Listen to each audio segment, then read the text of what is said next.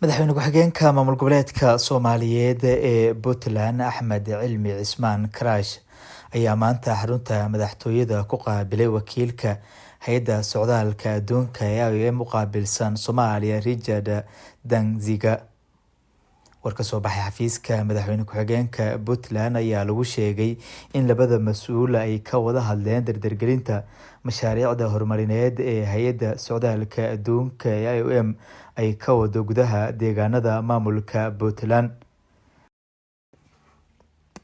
Madaxweyne Karash iyo wakiilka hay'adda socdaalka adduunka ee IOM u qaabilsan Soomaaliya ayaa sidoo kale waxa ay ka wada hadleen ka hortagga arrimaha tahriibka iyo caawinada qaxootiga kasoo tallaaba xuduudaha ee ku nool gudaha maamul goboleedka Soomaaliyeed ee Puntland.